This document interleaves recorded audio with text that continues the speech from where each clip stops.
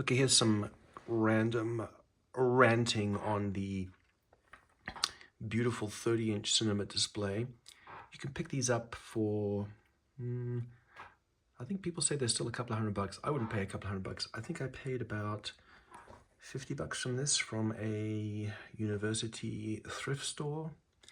And I've been trying to get it to work with my Mac Mini. So initially, after research and reading the glowing reviews, I got this. And it's a USB-C to, this is the kicker, Dual Link, because you need Dual Link to get the resolutions and the refresh rate for this big guy. This is actually quite expensive. I got this in April last year, and I don't know whether I didn't try it out long enough or it's got defective. I'm having some problems with this bad boy going to sleep, or I don't think it's a sleep issue. It's just it disconnects from the Mac Mini M4 base model, and no amount of using the input devices gets it to wake up again, or I don't know what it's doing, because it just, the screen just goes blank. That's the first issue. And the second issue is I'm having some problems with flicker. Like, you'll see some lines. I think if I turn down the brightness, you'll see these lines here. And this is a common problem. Of course, it's not doing it now. There you go. Do you see these kind of horizontal flickery lines? So if you go to the reviews of this device, and this is the one that there's a Club, I think it's, I don't know, it seems to be a good brand, and they have a revision now of their USB-C to Dual Link DVI. They have a revision which I'm going to try out. Some folks, of course, the 5-star reviews are like, this works perfectly, da da da da da. But then a lot of people say it just kind of randomly sleeps, in quotes. I don't know what it's doing. It just disconnects and you can't reconnect it. And also it has this flicker problem. And you'll see, it just does it kind of, I don't know, I think it's something to do with the brightness. Anyway, it doesn't work. I'm going to try the other one, but supposedly what is needed is this. Basically, ChatGPT said you can't really have a USB-C going to this Dual Link DVI because of, I don't know, it just gets confused and nothing is going to work. So I don't know how they can sell these if it's never going to work. Maybe it does work. I don't know. Maybe the new versions of it work. But anyway, this is what you need to do. You need to go over here. You need to go from USB-C to mini, sorry, I'm looking at the wrong thing. There's also, these monitors have, if you look at the output of these monitors, they have a USB, well, that's a FireWire.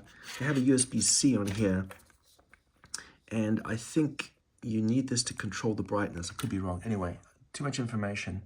But the only way supposedly this will work, according to ChatGPT and this article, is if you go from, this is USB-C, this is a MacBook M1, whatever, earlier, newer i7 Intel or whatever that has USB-C. You need to go to USB-C to mini DisplayPort, and then you need to go from mini DisplayPort to the Apple mini DisplayPort to Dual Link DVI adapter. Now that's the only way you can do this. And you might say, oh, well, why can't I use one adapter? I don't know. I can't get it to work. So this guy's about $30. This is $20 on Amazon. So you're also looking about $50. But if you can get this monitor for under $100, it is quite a remarkable piece of engineering from 2006.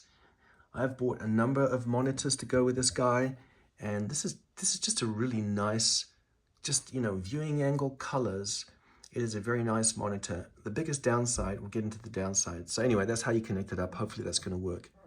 Just another little thing is that it has, well, you can see mine, it has like it's been scraped on here. There's another scrape, or I don't know, maybe the backlight's going. I think it's just something got, I don't know.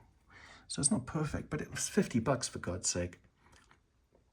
The other thing that you have to do is you have to use a program like Better Display, because if you want to have your kind of crisp, well, kind of crisp, when I say crisp fonts, if you want to have the same kind of look, what is it called? Here's Better Display. If you want to have this high resolution HIDPI, basically the the latest operating system doesn't support it on this monitor, so you need to get this Better Display. And I think it's also quite, I don't know, maybe it's, how much is Better Display? So you have to also download Better Display, otherwise it just doesn't look very good. Like the fonts are kind of pixelated, and you can see if I go into a display mode of, you know, the maximum, you'll see it's not a Retina display. Is that it? I mean, it's hard to do it here because I'm Command 0. Is it Option 0? How do I get this back here?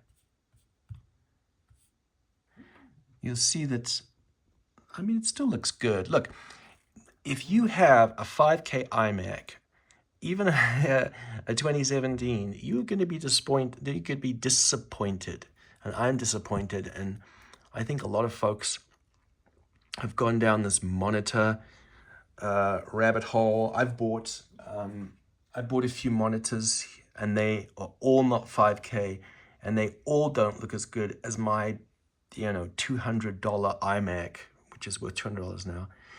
And I'm disappointed. Even I paid $500 for one, I paid $300 for another, and they're meant to be, you know, color-wise,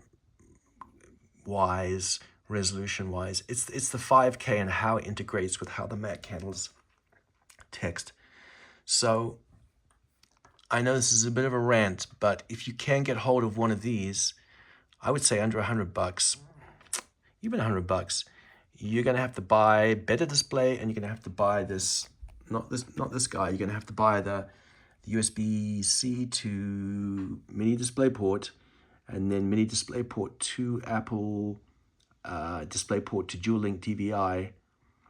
You are not going to be disappointed. I mean, this is a 30-inch monitor, and these are also not super bright. So anyway, this is my little rant, little long-winded kind of, I don't know what the solution or what you would conclude from this video. I think if you can find one, I mean, people are throwing these things away, which is crazy. I mean, it is just a really, really good monitor. And just on a side note, do you realize that the $1,500 Apple cinema display, not the XDR, the $5,000 one. Do you realize the $1,500 one that they're paying? Have you seen that thing? That thing is, okay, it's not worth $1,500. Maybe it's worth $900. But if you look at that display and you're like, wow, that is such a good panel. Talk about the panel itself, not the electronics that go around it. That is such a good display. Do you know that display is basically using the same bloody panel from like a 2017 Retina iMac? And of course, there's videos on how to turn your Retina iMac into a cinema, just a regular display for about $200.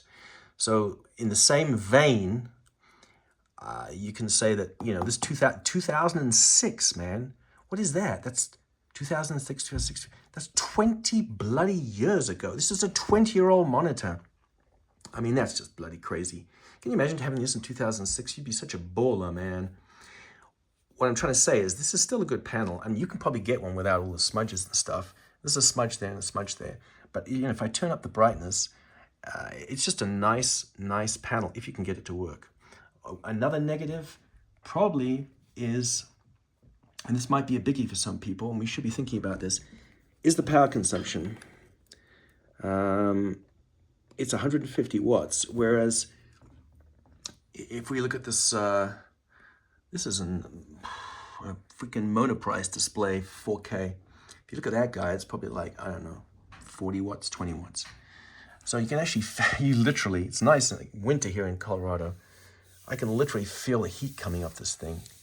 But I mean, let's just turn it around. I'm still going on about this thing. Maybe because I paid 150 bucks for it. I mean, just look at this. It's a freaking work of bloody art, man. And even if you just use this thing, I found a 24-inch monitor and tried to get these two, an old 24-inch monitor. I actually have two of these now. And I tried to get them working together. And that was also a disaster, I think also because I had the wrong kind of adapter. But if you can get this thing, you know, even just to use it as like a, you know, like a TV or just a monitor in your house or something, I don't think you could mount this on the wall. I know the 24 inches you can, or was it a 27-inch that I have? So anyway, that's my rant. If you can find one, you know, if it's 50 bucks, buy it. And it makes a very nice, even an everyday monitor, 30 inches is nice. So I'll report back to see if my updated version of this, they have like a revision 2 I'm going to try to see if that works. And if it doesn't, I'm going to try this setup here. And this should work. I mean, this is what someone has suggested. I haven't seen this diagram before. And like I say, the bizarre thing is people in the comments of these Amazon things are like, oh, it works perfectly, blah, blah, blah. It doesn't. If you go to the 1-star comments, it's like everybody says the same thing. There's the flicker and there's the blanking of the screen and the wake up. So anyway, there you have it. Sorry. It's 12 minutes of your life you're never going to get back.